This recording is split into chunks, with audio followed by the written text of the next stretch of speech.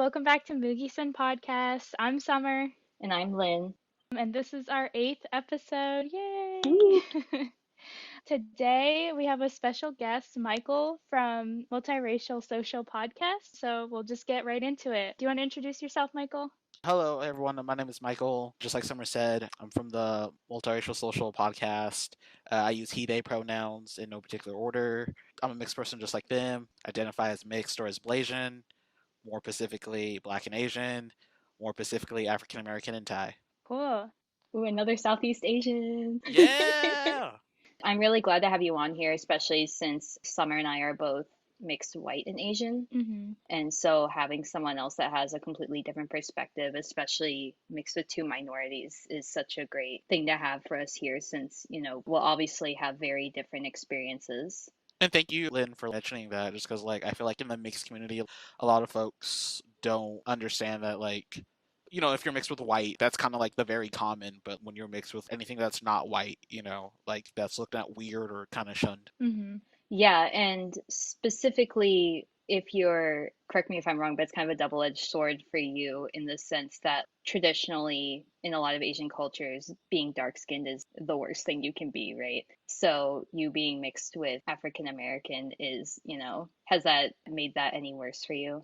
Oh, 100%. You hit the nail on the head. I'm usually the darkest Asian person going in the room, and a lot of times, Mm-hmm. Mm-hmm. I'm not even considered Asian or pretty much brought to the table or allowed to, speak or even talk about being Asian. Right. Yeah. And I think that's so great that you have your own podcast on top of that because, like you said, I think it is less common than our mix, like white and Asian. And then having you have your own podcast to talk about the issues from your perspective is really cool. Oh, thank you again for bringing me on, just because it kind of opens up this kind of dialogue discussion and just to let folks know. Yeah. Yeah, so our topic today, since we have Michael here on the podcast, we're basically going to talk about all three of our experiences, kind of where we grew up and the dynamic between diversity with monoracial people and other mixed race people. So, Summer, do you want to go first talking about yours? Yeah, I can go first. So, as I've said in a previous episode, I grew up in Japan. So I lived there for about 9 years. Basically, there isn't a lot of diversity in Japan. It's just it's a very monoracial heavy country, which is fine. Very homogenous. Yes, but I guess my experience is quite different because off base I was always stared at, even though I guess they probably could tell what mix I was, but off base I was always stared at. But on the military base where I went to school or where my dad worked, it was pretty diverse, I would say. The school I went to, there was a lot of different ethnicities there, and I didn't feel ever out of place over there. There were also like a Mhm. lot of halfies there too, because I guess it's probably more common because of people being in the military and traveling, and then, they meet somebody overseas. Yeah, I was gonna say it was probably because you're on base that there were a lot more halfies, right? Yeah, I mean, compared to like, the elementary school I went to in Japan was super diverse and there were a lot of halfies, so it was really nice and I felt like I fit in versus when I moved to America, I was like one of maybe two or three at my school of mixed race. So it was a bit of a culture shock for me when I moved to America. It was, I don't know, at first Hmm. it made me feel or like have a negative feeling towards living in America. Like I didn't felt like I fit in very well. But I guess I could say I felt the same way off base in Japan because I didn't live on the military base. I lived in like a small town in Japan that was like kind of rural, kind of suburban, mostly rural. Like there were rice paddies near where I lived. Hmm. But yeah, so you can definitely say that there weren't, like, I was the only mixed kid in that town. So I definitely stood out a lot. I just wanted to ask, so on base and in your school, were most of the people who were mixed also white and Asian, or was it actually like even across, or I guess specifically were most of them white and Japanese? No, not necessarily, but a lot of them were mixed with Japanese. They weren't necessarily mixed with white and Japanese, though. I would say, I don't know, actually, I'd have to look back at my yearbooks. But yeah, I would say the most common mix was with Japanese, but I don't think it was like maybe the most common one was white and Japanese. I'm not sure, but there are also, like as you said, Michael, there are also Malaysians there too. So there were people who were mixed with Japanese and African American. And one of my best friends, I still keep in contact with him. He's African American and Japanese mixed, but he wasn't the only one either. So I don't know. It was just like a really diverse school. Must have been nice. Nice. Yeah, Lucky. it was nice until I moved to America. Honestly, that's kind of based on our last podcast. I touched on how I went to school. That was kind of the same for me in the sense that, like, I guess the opposite of going to private schools for so long and then suddenly going to public school where it was much more diverse. Hmm. That was so much nicer. Yeah, But I think that's pretty cool that you actually felt like you fit in at school, right? And then you had people around you that were like that. yeah. So I also wanted to ask about, since you didn't live on base, it might be better now, but Hmm. especially back when we were kids, and I think you touched on it before. I think me and you talked about this Nike ad that came out Yeah, a couple months ago, yeah, and a lot of the like comments from people in Japan where it was still like a very negative response to this ad that had mixed race Japanese kids yeah. and indigenous people in this advertisement. Are you asking like are mixed people still negatively viewed in Japan? Yeah, by like monoracial Japanese people, I guess. I'm sure there are monoracial Japanese people who are like, oh, abomination, can't be accepted. I know well, actually, yeah. I mean, I know my grandparents were very unaccepting of my parents getting married because they just didn't like anybody, Hmm. they didn't like Americans and like a white American. They didn't Well, want them. fair. Yeah, I mean, considering they were alive during World War II, I can kind of understand where they're coming from. But of course, eventually they turned around. My birth helped a lot with that relationship, and Hmm. now they love him. My dad, I mean, they love my dad a lot and they accept him. But at first, they were not accepting of it. And I'm sure there are a lot of people who are of that same mindset that my grandparents were.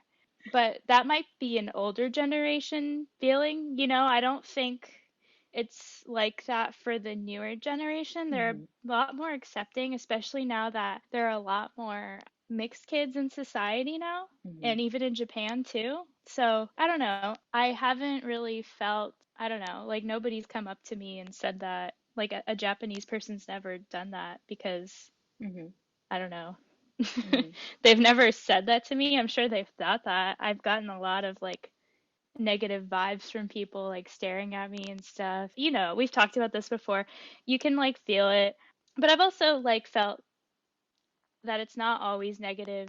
There's a lot of curiosity from people who are just amazed, especially in like a rural community. My grandmother's also from a rural community, so like whenever we Hmm. go there, there's just like so many kids and people just like interested in knowing about me and my dad and like the American culture, I guess, and they want to ask us questions, and Hmm. so it's not always negative. I think I've felt like I've had more negative experiences in America actually, and they're more blatant in America. Actually, we didn't ask you this, Michael, beforehand. So you live on the West Coast, right? Correct. Have you ever been to Thailand? Yes, I have. For vacation or for visiting family, or have you lived there? So I did for like visiting family, kind of slash vacation. Just growing up, my parents always like talked about going, and we never went. And then I kind of hit my quarter life crisis, and I was like, you know what? Like my grandma always invited me to go to Thailand because my Thai family is huge in Thailand. Hmm. So I was like, you know what? Like I want to learn more about the culture Mm-hmm. because I can only get so much here. So I was like, hey, I'm gonna go to Thailand. So I was supposed to go for 3 months, but I ended up going to only 13 days just because like some family stuff happened while I was there. So I needed to like Mm-hmm. come back home. But yeah, Mm-hmm. this was 2017. I went. Oh, so that's like fairly recent. Yeah.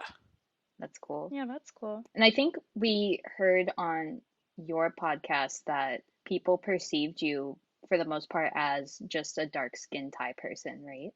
Yeah, it was a trip. That was like one of the few times, like, just honestly, just wow, like I'm not black. Like I was able to like go to a store and no one's gonna be like, hey, this guy gonna steal anything, or like is this person gonna rob me? It was like a Yeah. culture shock for me. There was so much more freedom into that, and just where I'm at in California or different places, California, right? Like usually. A lot of folks don't understand that like not every Asian person is super fair skinned, like Mhm. white, Mm-hmm. so it's just like a lot of people won't understand there's like a lot of dark skinned Asians. So it was cool to see like in Yeah. Thailand going over there and seeing like a both just like light skin and dark skin Mm-hmm. Thai people. So I was just like, oh, this is amazing. Yeah, that's actually like pretty cool. Yeah. Were there a lot of other mixed people in Thailand that you saw? I know you were there for a short time, but At the airport, yes, I think like the probably the most like common I saw was white and Thai people kind of like mix. Mhm. Um, so where my grandma's at is like Chonburi, so it's kind of like southwest Thailand, kind of near the coast. It's not really the sticks or like the countryside, but it's kind of like close to it. It was homogenous in like that area, but like if you go to like Bangkok or Chiang Mai, like that's where you're gonna see more of like kind of the diverse like, populations in Thailand, kind of like the more touristy places. yeah, that makes sense. I guess one thing we kind of wanted to touch on is because Summer and I are both on the East Coast. And since you're on the West Coast, I know like historically that Asians have been living in the West Coast besides the bigger cities around the East Coast, but a lot of them are on the West Coast and have been for at least a couple generations. And I guess that would kind of mean, is there, in general, do you think there's more people who are mixed hmm race in California, do you think? Like, do you know a lot of other mixed race people, I guess? Yeah, I mean, it's something I'm super aware of that I try to like look out for. So, like in Northern California, it's very white, so you're not gonna find very mixed people. But in the Bay Area Hmm. of California, so for folks who doesn't know, that's like San Francisco, San Jose, the Silicon Valley. You're Mhm. gonna find a lot of Asian folks there, a lot of mixed folks there. And then sadly, because of like the gentrification that's happening within the Bay Area, you're seeing start I live in the Central Valley, so a lot more folks are coming out here in the Central Valley. So the nearest huge super city, I guess, is Stockton, and you're gonna find a really large like, Southeast Asian population right there. So Hmong, Laos, Vietnamese folks, Filipinx folks, you'll find there.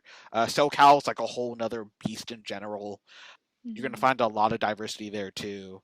In the Central Valley, not so much, but because of like the gentrification that's happening, we are getting more folks of color out here.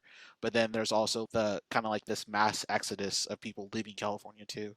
But I would say definitely the Bay Area and Southern California is where we're gonna find a lot of diversity.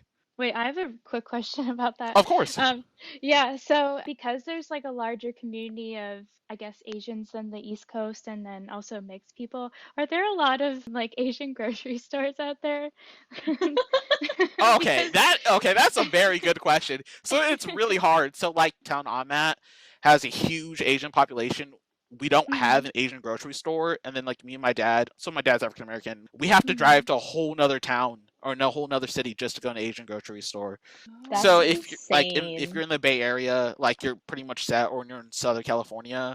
But if you're in Northern California or like the Central Valley, like good luck. You have to go 2-3 hours for like a Ranch 99 or something. Oh my gosh, really?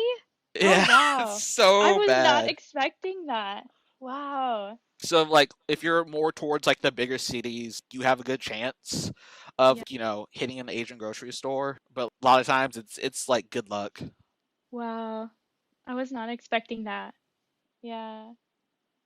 Well, they actually just opened up a 99 Ranch store here, like near us too. I don't know if you've been to it, Lynn, but it's so nice.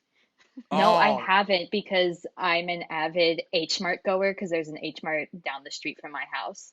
They opened it at the old H Mart location. Yeah, I Um, know. you I have to miss go. that It's big H Mart. amazing. Well, I think it's because so around here there's actually quite a few Asian grocery stores, which is nice. Most of them are actually H Marts, I would say. And then like we said, we just got the 99 Ranch Market Hmm. for that. I think that's the first one in the area, but there are a lot of smaller grocers that cater to specific ethnicities. So there are quite a few smaller like Vietnamese grocery stores, and I've seen a Thai grocery store here actually. I'm not actually sure if there are any specifically Japanese ones. Are there some? There aren't. There aren't? Okay. No.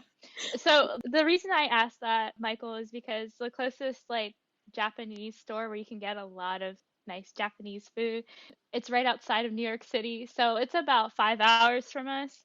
Um, so I feel your pain, like the grocery store is being far away. I think like the really good ones in the Bay Area are like 2-3 hours away from me. But like the closest one I have is like Stockton, which is SF Market, Lions Market, and a couple random like self like owned ones. But I mean Hmm. they're decent, but But it's not what you want. right. Yeah. Yeah. Wow, I did not expect that at all.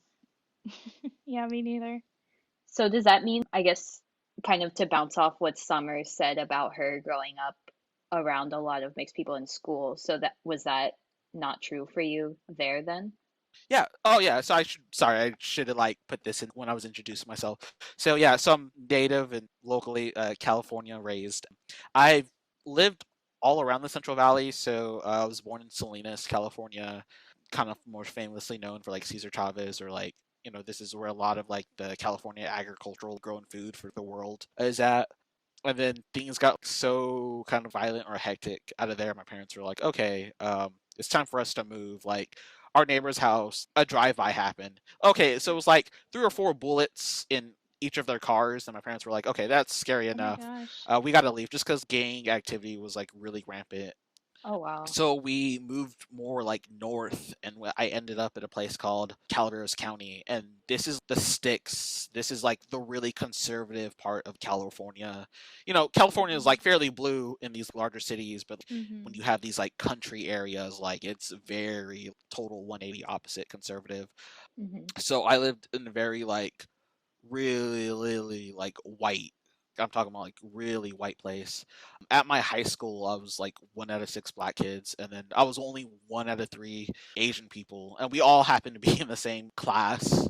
And they're all. It's funny enough, all 3 of us are mixed. So one was mixed with white and Japanese, the other one is like Chinese and white. But those two, and it's funny, a lot of the mixed people at my school never. So even like the black people who were mixed were like, no, I'm white, just because of how we get made fun of or like bullied a lot. I'll tell the story. So this is probably the foundation of what. So at my 10th grade world history class, I had a teacher named Miss Yalmervik. This You're was dropping names during here. black. Oh, I hate this teacher, so I don't even care. You'll see why here in a minute. But so Miss Olmervik, world history, 8th period. So I had this teacher every day. This is during Black History Month, February, and she loved to pick on people for a whole bunch of different reasons. And she picked on me 100% because I'm black. So this is Black History Month. She's showing a Ku Klux Klan, the March Down Washington, and like she'd be like, "Hey, Michael, take notes," and it'll be like a black guy burning on the cross or like What? a black person Uh, being hanged. What? Like, and then oh yeah, and then what? here's the thing. So we're talking about like freedom of speech out of nowhere in class, and then she was like to everyone, "Oh, Michael, people have the right to call you," and she says the N word like with the er in What? front of the whole class, and I'm like this 10th grade kid. I'm like the only black person in this class, the only person of color in this class, and I'm just like, holy snaps. Oh my God. Bruh. Did you tell your parents and was Of like any course, action like I taken? told my parents, and then I should have brought this in too. So quick side tangent. So I come from like a mixed family, but like talking about race and ethnicity was a taboo. Like we just didn't talk about it. My parents follow this really like Mm-hmm. kind of like colorblind ideology where it's just like, oh, as long as you're a good person, everything's gonna work out with you. But they don't understand how Mm, society and how people still judge you, are still like racist, or or have discrimination. So it was a trip. It was kind of like growing up. I didn't really have anyone to go to. Like my dad was just, he had his own discrimination of being like an African American man, and mm-hmm. anytime I would ask him for advice, he'd be like, "Oh, just deal with it," type deal. And I'm like, "Well, thanks, Dad. That doesn't help me at all." You know, Yeah. it's just one of those things where it's just like, yeah, learn from it, grow from it, move on. And I'm just like, oh, okay, yeah, sure, that's gonna help me. That's crazy. And she got away with that? Oh, well, yeah. I mean, like, oh, okay, so we went to the vice principal. So I told my parents, and then, so my dad was commuting from Valley Springs to, like, San Jose, MLP. So he was doing almost, like, 5-hour one-way trips each way. So he'd leave, like, 3 or 4 o'clock in the morning, and he wouldn't come back till, like, 8 o'clock at night. Like, so he was so Mm, tired from coming home and the commuting, he was too involved with, like, my schoolwork or anything like that. And then my mm-hmm. mom had, like, on and Hmm. off jobs at that time. So they never went to the school board. They were just like, oh, this is a learning experience type deal. Kind of, they just didn't care. So me and some of my classmates were like, oh yeah, this is messed up. So we went to the office, we talked to the vice principal, and then the excuse they gave us was like teacher tenure, and we were like, how does that have What? anything to do with like what she said? Oh my god. It's just one of those things where it's just like, okay, nothing's gonna happen to her. Little fast forward, but yeah, you know what's crazy? She's like a guidance counselor now Ugh. at my old high school. So I'm just like, oh wow, That's terrible. Ew. yeah. Oh my gosh. I can't believe she still has a job. Well, you name dropped her, so anything that happens from here, that's not on us. Yeah. Low key, she deserves it. So, Yeah. But oh yeah, sorry. So going into I did a community college and then I transferred to a 4-year. But I'm a community college, definitely more city like. Still very kind of the majority population's white, but this is the time, or this is the part where like I'm starting to meet more people of color, more like mixed people. So at Modesto Junior College, this is the home of George Lucas. This is Modesto's where the film director George Lucas, famous doing for Star Wars, he hates Modesto. He's never coming back. He said that like in interviews. Jeremy Renner, Hawkeye, he's from there too. I did meet a few mixed people, but not a whole lot. But once I hmm. transferred to San Jose State University, I met so that school is 68 to 70% like students of color, and then the rest is like white. So it's like majority population is people of color. So that's where I probably met the Oh. most folks of Hmm. color. That's really great. That's a better diversity than my university. Same.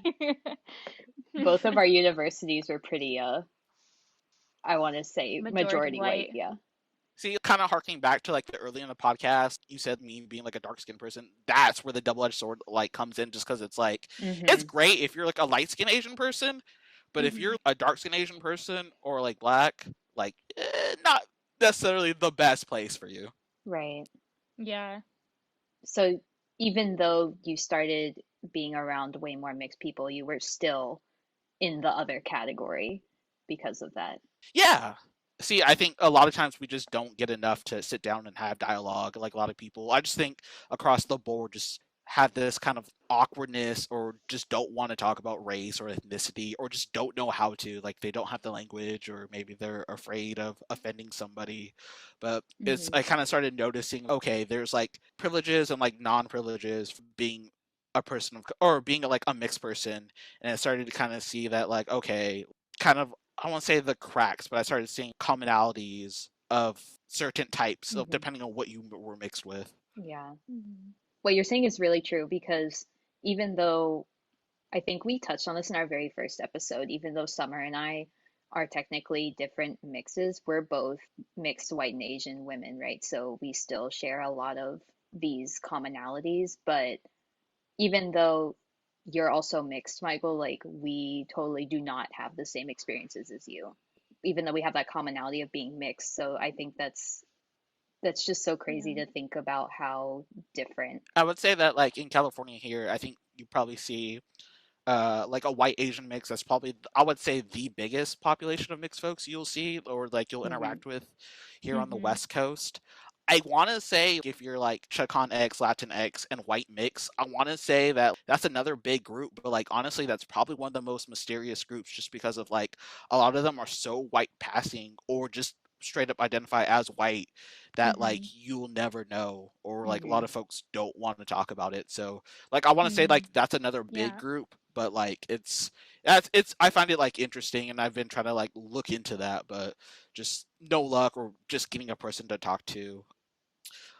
Other, oh, so before I go to like Black Asian people, so I would say Black and Chicanx Latinx mix, I've only met like a handful.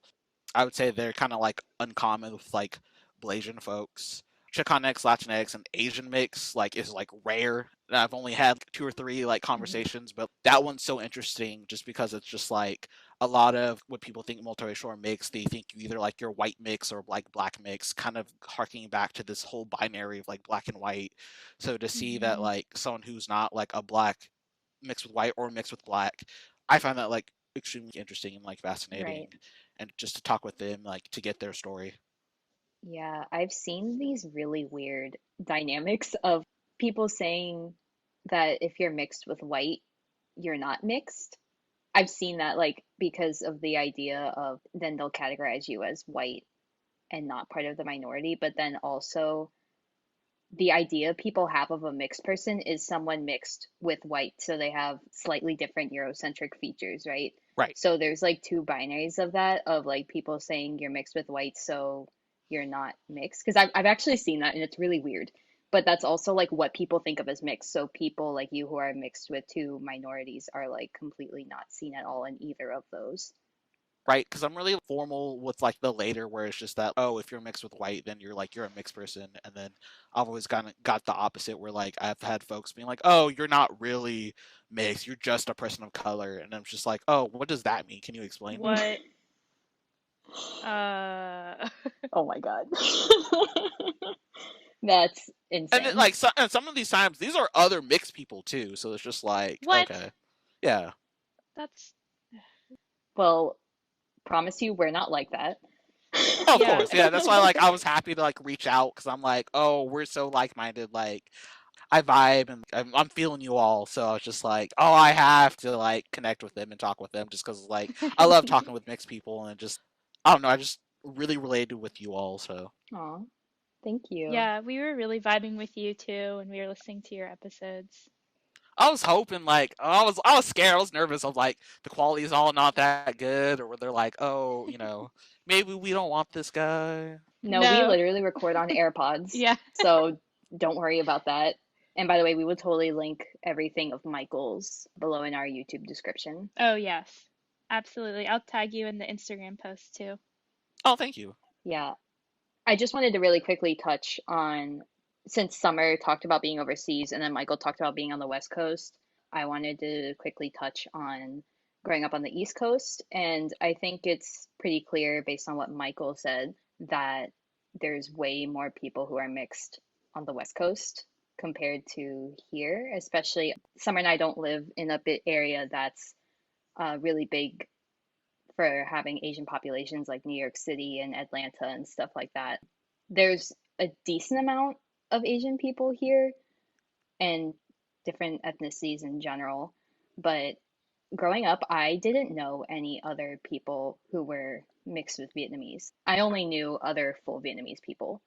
I didn't know anyone who was mixed. Most of the people who I knew were mixed were half white and half Korean, actually. But even then, I could still only count them on one hand.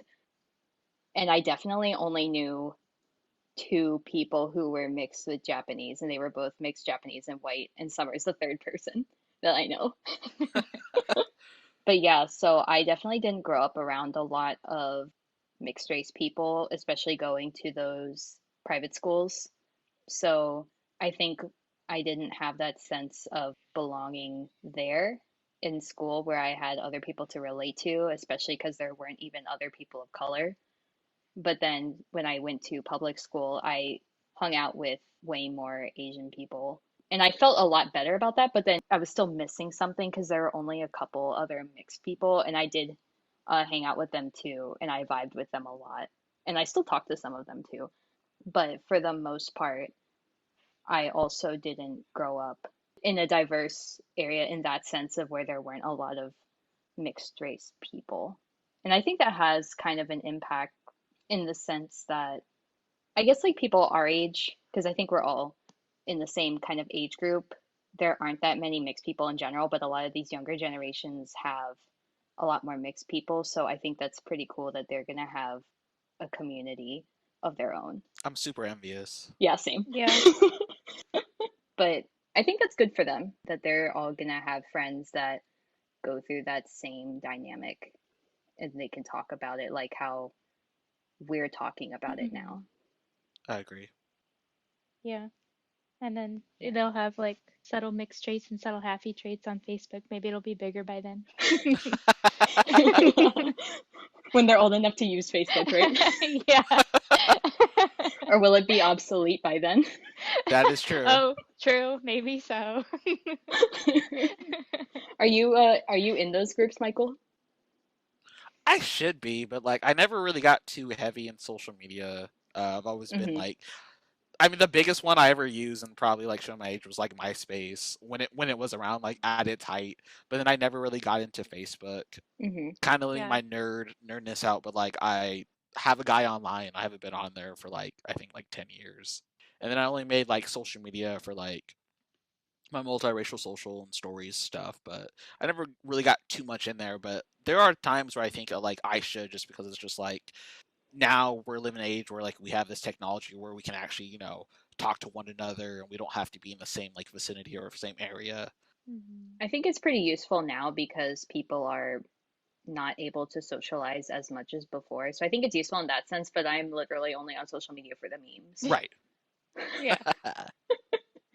And I think it can help in the sense that, like, especially people like Summer who, grew up somewhere completely different and like there was probably no way to contact them without social media or stay in contact with people, right?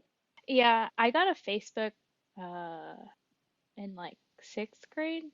Hmm. Yeah, and the main reason that I'm keeping it, because I really don't like using it a lot, is just to keep connected with the people I met overseas, because it's really hard to stay in contact otherwise. Right.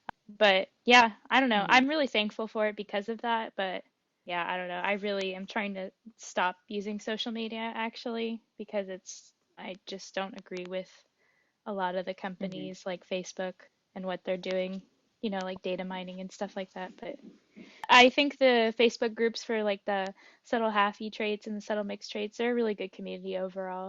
So that's nice to be a part of it too. I think, yeah, having that community online of other people who are mixed, especially when we didn't have that when we were younger, is pretty swag radical. Yeah. Said side note, and I forgot talking back to about this, but I'll try to be quick with it. So I forgot about talking about being like mixed with like black and Asian, and what's that like? So I think it's very interesting. So like within the black community, a lot of older black folks Hmm. can like right away tell that I'm mixed like with something. Older black folks will straight up just ask me like, "What do you mix with?" Or they can tell I'm mixed with Asian, which is impressive. And then like with younger black folks, they don't, or they don't really care that I'm mixed with black. And then a lot of times within the Hmm. black community, telling that I'm mixed with like Asian, they're like, "Yeah, but you're black." But I'm like, "Yeah, I'm not saying I'm not black, but it's like I'm Asian too." But I would say they're Hmm. probably the most like accepting of than like me being Asian and them being accepting that I'm black. Really get to like run into a lot of like Thai people a lot, like sadly Hmm. enough. So I don't really know what kind of like the Thai community like thinks like of black people. So I just kind of have to use like the Asian American community at large to do that. But most of the time in the Asian American community, they're just like, "Oh no, you're black. You're not even like you're not really Asian." Hmm. With like being Asian though, sometimes it's just like, "Oh, you have to be full black." It's like all hands on deck. Hmm. Like kind of going back to like your first episode with like Kamala Harris and talking about how like for some reason like in like American or like society it's just that there's just this hard on for like blackness where it's just like, oh, Obama's not the first like mixed, even though he's the first like mixed president. He's like, oh no, he's our first black president. But it's like, no, but he's also like white too. But like no one cares. Or with Kamala Harris, it's just she's our Mm, first like yeah. black vice president. And then they're like, well, she's mixed. Like, Right. yeah, sorry, I wanted to like because I know you guys wanted that perspective. Yeah. Yeah, because even though she is mixed Black and South Asian, right? There's still, even now after they've been sworn in, there's still kind of like everyone's officially saying, she's the first Black vice president, first Asian American vice president, stuff like that. But then no one said anything about when President Obama was sworn in. Like you said, they would just say he's the first Black president. They didn't kind of acknowledge that he was still mixed race. Hmm. So, have you all have ever been like compared with other like mixed celebrities? Have you? Yes. Oh, okay, all the time. So a lot of like people, give that look like, "What are you?" look, or like, "I don't know what Mm. you are." So like it really depends on where I'm at in California. So like if I'm in the Bay Area, a lot of people think I'm like Indian. Like I even had a guy speak like Hindi to me, and I'm like, I had to stop him. I was like, I don't know what you're saying, and I'm not trying to be like rude or anything, but I'm not Indian. Hmm. A lot of times here in the Central Valley, I get called all the time like Mexican, or if I spoke Spanish, Puerto Rican. Hmm. Kind of Mhm. like just growing up my whole life, like a lot of people are like, "Oh, you don't act black and you don't look Asian." So like I've Right. always kind of got those kind of like microaggressions. Right. The most common one where like Mhm. I tell people that black and Asian mix, they're like, "Oh, Tiger Woods!" Like somehow Tiger Woods just represents like all Blasian people somehow. Like I don't understand. Like someone like will give me the look, and then I'm explaining to them like, "Oh, I'm African American and Thai," and they still like for some reason just can't comprehend. They're right in front of me looking at me, can't comprehend what I look like, and I'm just like, "Oh." So I tell them like Tiger Woods, and then they're like light bulb clicks, like, "Oh yeah, Tiger Woods. Okay, I see it now." And I'm like, "How? Sure." Or some people were like, when I mentioned that like I'm mixed, they're like, "Oh, so you're like Tiger Woods?" And I'm like, I don't know the guy, but you know, okay, sure, whatever helps you, I guess. I have a quick question about that. Yeah, Is it only monoracial people that say this to you? yes, like straight Yeah. up. I think Summer and I were talking about this too, that we've only been asked, like, told we look like a different mixed celebrity, or not that we're celebrities, we look like mixed celebrities, by monoracial people. Yeah. It's only monoracial people. Summer, who do you look like? Apparently, I look like Chrissy Teigen. Um, but okay, it's weird because we do have similar backgrounds. Like she was also born in Utah, like I was, and she's also half Norwegian, which is weird. But I literally don't think I look like her at all. The only thing that we have in common is high cheekbones, and that's about it. You don't look like her at all, and I can attest because I've seen Summer in real life. She does not look like Chrissy Teigen. Yeah, I'm like pale, like super fucking pale. Like, Yeah, she's definitely has a darker skin tone than you. And it's yeah, kind of crazy because I think she's half Norwegian, half Thai, right? yeah, Yeah, she is. Yeah, so that's an interesting one to pinpoint you as. Uh, I don't hate it though, because I really like Chrissy Teigen. yeah, I mean, that's not a bad celebrity to be pinned as. Yeah, yeah, I can't say the same for Tiger Woods, Michael. I'm sorry. yeah. I am so sorry. it's okay. It's okay. Maybe people will start comparing you to Kamala Harris now. Yes. I'm surprised I haven't got like Janae Aiko or like something else. Oh, Oh, that's yeah. true. True. But you know what? It might be because you're a guy, That so is they're true. thinking of like male Yeah. celebrities. I've noticed within the mixed community that are like proud or like spoken about being mixed. A lot of times, like it's from women, which I think is like really good. Like I don't really see too many like, guys like talking about being mixed. A lot of times, it's like women at the forefront. Yeah, Mm-hmm. Yeah. that's so true. Didn't, there were some people who were mixed in my high school who were guys, and they just didn't say anything and kind of just played it off as they were full white. Right. Yeah, I Mm. haven't met a lot of mixed guys. Only a couple that are like very vocal about their experience and stuff like that. But is Chrissy Teigen the only one, Summer? I'm sure there are others, but that's the only one I can remember vividly. Is Um, Tiger Woods the only one for you, Michael? Mostly, like okay, so like just like he's not mixed, but like the celebrity I get compared to a lot is probably like Childish Gambino or like Donald Glover. A mm, lot of Really? people think I look, yeah. I really? know I look nothing like him, but yeah, like a lot of people, Oh my God. think I look like him. That's, I only ask like if you guys have others because I have two that come to mind that happened to me. The first one happened when I was like 8 years old. And because that was like when America's Got Talent first started, and like this one girl kept telling me at summer camp that I looked like the first person that won. Her name is Bianca Ryan. And I didn't know this until today because I looked it up, but she actually is mixed. Oh. Oh. She's actually white and Japanese. I definitely don't look like her at all. Yeah. And I don't know why Googling her right now. I don't know why this girl said that I look like her, but she did. Even when I was younger, like, I don't think we look alike at all. Is this like the only TV show she watched? So she was just like, oh, I guess, She must have been obsessed with America's Got Talent or something. She had to watches tell that. you. She had to Yeah, tell she you had to tell me. that Yeah, you look like I remember. this person. Dude, it was so weird. She made me go up to our counselor and say, like, hey, I'm Bianca Ryan. I just got a haircut and dyed my hair. What? She made me go. What? It was so weird. That's was so literally the traumatic. weirdest Why thing. did? My God. It was literally so weird. And I had no idea who Bianca Ryan even was. She just, like, kept telling me, you look like Bianca Ryan. I've never heard of her. Same. Yeah, I feel kind of bad, but like I also didn't know who she was, but I just like remembered the name when we were talking about it a little bit before the podcast. I just like remembered this experience I had at summer camp. Oh my gosh, I'm so sorry. You like triggered this memory in the deep part of my brain about being compared to this woman. My bad. No, it's totally fine. But I just don't look like her at all. The other person I've been compared to, and I kind of like this one better anyway, is I've had someone tell me that I look like Kelly Marie Tran, who's actually Vietnamese, so that's kind of cool. Yeah, so I was like, oh, just because you're Vietnamese, like, they're just No, but this one, honestly, I understand. We have a similar face shape, and there's a lot of pictures of her from before she was in Star Wars, where we literally have like the same haircut, same style, same glasses, and like I've seen pictures of her where she's smiling and then a picture of me kind of doing the same pose and almost like same kind of outfit. And we actually do look pretty similar.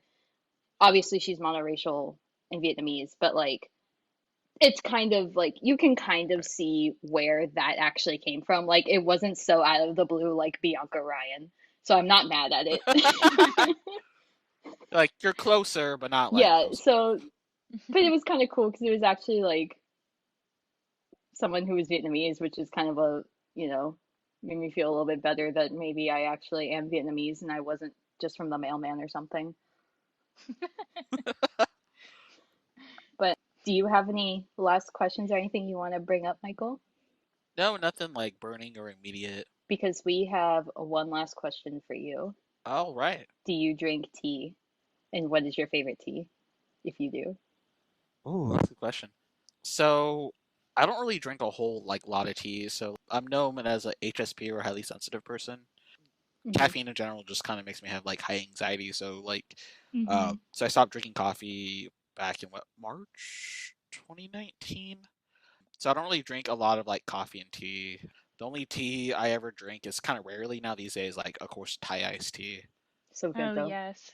Yeah, so whenever I go to So my good. parents, my mom authentically makes it, so I can tell the difference between if they just use the powder mix, which you'll find a lot of boba or milk tea places, Right. Mhm. versus the actual brewing it. So just because I'm just raised off that, so it's kind of secondhand. My favorite tea. Who has? Oh, good. Thai iced tea counts if that's what you want to say. Yeah. Well, I mean, I feel like that's so a cop out, just because I mean, it is one of my favorites, hands down. I'm not gonna disagree. I know my least favorite tea flavor has to be Earl Grey. I can't stand it. I never could. I never saw I don't see what the big deal is about Earl Grey. Earl Grey always bothered You me. are not welcome back on this podcast anymore. Oh, man! So that's the sin. That's the cardinal sin. I finally I hit it. I hit the nerve. No, it's just because Earl Grey Alright. tea is my favorite black tea. But it's okay. It's not for everybody. I'm just not part of the cool kids. Sorry. I would like to say is very I went to this. Basically, I would say it's probably the most authentic because kind of Japanese slash all types of tea shop, but they actually made me proper Japanese green tea. Not because sometimes you say green tea, people think, oh yeah, the Arizona can, that's Japanese. It's no, it's not. It's Oh get my out of God. here. I hate when people do that. But like, yeah, like they're like, I remember I was going, like, me and a friend, we went there, and it was like, super delicious. But my friend hated it because there was like, there's no sugar in it. It's not super sweet, and it's like, yeah, it's not supposed to be. Oh my gosh. Yeah. Oh my gosh. The Arizona tea comment. That got me. Oh. Well, it's okay. Thai iced tea is a good choice. I'm not mad at that. I'll just pretend you didn't say that about Earl Grey. I'm not either. I mean, I could say, like, I mean, tea-wise, I guess, like, Lipton tea, I kind of had that every now and then, like, as a kid. I was just never, like, a huge tea drinker, and then I didn't know if I should, like, bring in, like, you know, boba or, like, milk tea. Like, are we doing, like, are you including those? Are you not including those? Like, I didn't know where, like, the tea We don't tea categories. shame here. Okay. Yeah. So, like, my favorite, like, when I used to, like, go to get boba or, like, to get milk tea. So, like, taro was kind of, like, my hands down. Like, I would always get that. Yeah, that's pretty good. So, if I had to choose one, if we can include bubble milk teas, I'll choose taro. Okay, that's a solid choice. I don't think I've ever had that before. It's pretty good. I don't know what that is. It's like this root vegetable, basically, but it's a little bit sweet. Okay. It's pretty good, though, that flavor. A lot of people actually I feel like most people I know here don't actually like it. Like, on the East Coast, they don't actually like the taro flavor. Oh, really? Yeah. But I like it. Same. Just because, like, Maybe I'll like it. I think you would. I'm not a big fan of milk tea, to be honest. I can't get the full, like, 100% sugar. That's too much for I me. never could go Yeah. that high. That's too much. Yeah, I can't do that either. I guess because, I don't know, I just really like bitter tea. So I really don't need sugar in it, and I don't really like milk in my tea that much. I don't know. I'm different. I'm weird. Nah, I mean, some teas just don't taste good with milk anyway. Oh, I 100% agree. Yeah, I don't know. I think it's just because, like, I'm not a big sweets person. I don't eat a lot of candy. I didn't have my first candy until I was like 16. Wait, what? Oh my gosh. Yeah. So okay. So like, fun story. So like, one day I woke up. I think it was like 3 or 4 years old. Like, my mom was like, "Hey, I'll make a deal with you. As long as you don't eat candy, you can like go outside and play. You can go read comic books. You can play video games. You know, all the normal kid stuff. As long as you don't eat candy." And I'm like, "Oh, hey, that's a pretty good deal. I can do all these fun things, and as long as I don't eat candy." And then I remember in kindergarten, there was one time I was going to try to eat candy. But I was so scared of my mom that, like, this one kid, I should have thought about it, like, logically thought about it, but I didn't. But, like, this one kid's like, I was about to eat this Reese's peanut butter cup, and this guy's like, "I'm going to tell your mom." And, like, because I told him the story beforehand. And then I was like, I freaked out, and I'm like, no, because, like, I don't want my mom to, like, beat me or, like, whip me. So I was just paranoid. And then, comes around, like, I'm 16, or it's like, I think a couple days before I turned 16. Mom was like, "Yeah, that was only for one day, and I based my whole entire life on that one deal." Oh my gosh. Yeah. That's amazing. Thank you for sharing. That's funny. Hopefully that makes up for the milk tea thing. No, it's totally fine. Yeah, No, we'd love to have you back at definitely. some other time when we have another topic that you would like to talk on. But I think this is a really great high note to end on. So we want to thank everybody for listening. And of course, thank you, Michael, for coming onto our podcast. Yes, thank you so much. Lynn Simmer, thank you for having me. Yeah, of course. It was so much fun. And you're always welcome here on Movie Sim Podcast. Thank you. Even though I can see you kind of like cringing right now. Just kidding. I promise I'm not. Thank you, everybody, for listening. We post on Wednesdays at 9 a.m. Eastern, and we're up on Spotify, YouTube, and Apple Podcasts. So we'll see you guys next week. Bye. Bye.